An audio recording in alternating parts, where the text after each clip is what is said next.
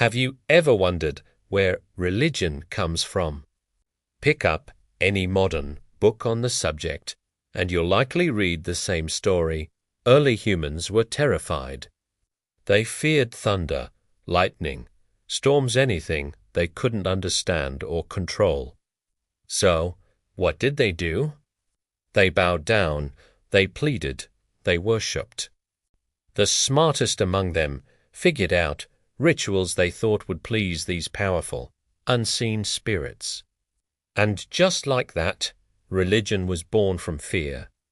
As societies evolved, so did our fears. We started worrying about things that money and power can't fix.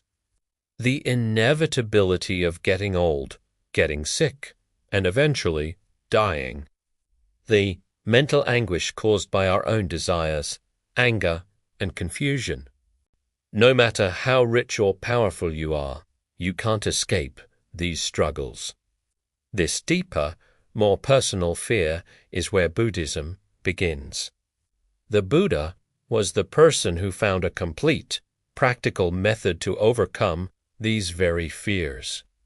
The system he developed to end suffering is what we now call Buddhism. But what does Buddhism actually mean? It simply means who is awake. And a Buddha is an awakened one, someone who sees things exactly as they are, without delusion.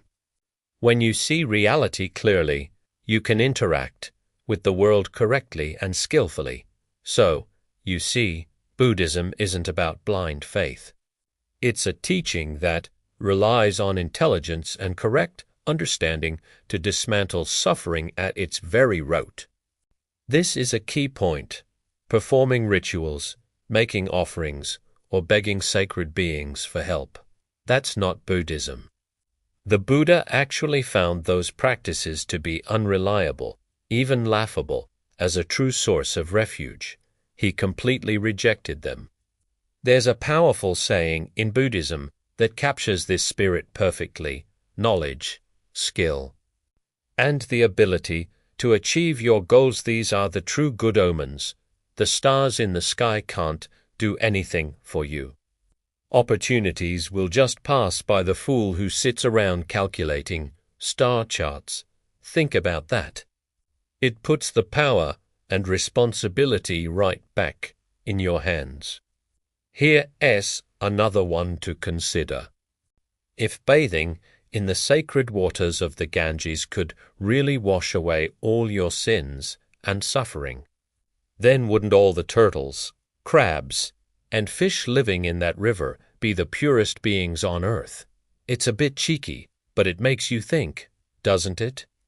The logic is undeniable. And one more. If you could get rid of all your problems just by praying and making offerings, then nobody in the world would suffer, because everyone knows how to pray. But we only have to look around to see that people are still suffering, even those who pray fervently. This tells us that rituals alone are not the path to genuine freedom from suffering.